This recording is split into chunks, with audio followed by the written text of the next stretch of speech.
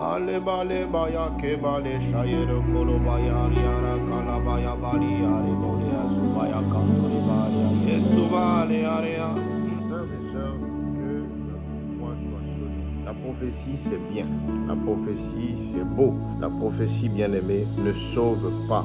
Ce qui sauve, c'est la parole du Christ. C'est la compréhension du caractère du Christ. Frères et sœurs, pour que notre foi soit solidifiée, pour que notre foi s'identifie aux Écritures saintes, pour que notre foi s'identifie à celui que nous honorons, celui que nous appelons Papa, celui qui, par son caractère obéissant au Père, a su nous préserver et faire qu'en sorte nous soyons où nous sommes aujourd'hui. Celui qui s'est fait agneau de Dieu et qui a enlevé le péché de ce monde.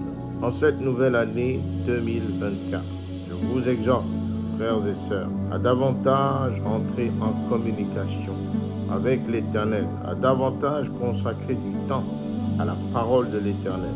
Lorsque vous allez dans un pays qui est différent du vôtre et que vous sortez, à tout moment, vous pouvez être contrôlé. À tout instant, la police peut vous demander une pièce d'identité, une fiche identitaire, une carte de séjour pour vérifier votre validité.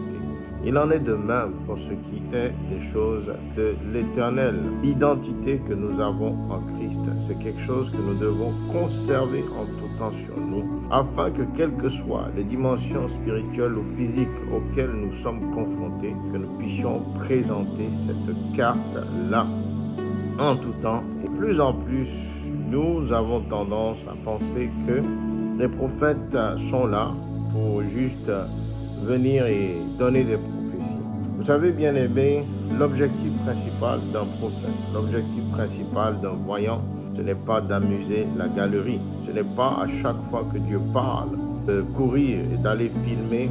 L'objectif principal d'un prophète, d'un homme de Dieu, d'un voyant, c'est de révéler la parole de l'Éternel afin d'instruire le peuple de Dieu à préserver et conserver cette foi-là, que cette foi puisse être manifestée du spirituel en physique pour la gloire de l'Éternel.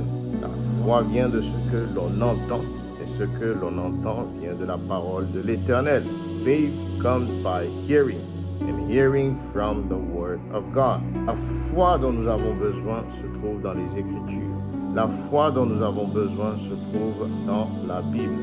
Je vous exhorte, chers frères et sœurs, en cette nouvelle année 2024, à tisser davantage les liens avec le livre saint, avec les Écritures, afin que l'identité qui est la vôtre se révèle pleinement, non pas seulement par la bouche, mais également dans vos actions.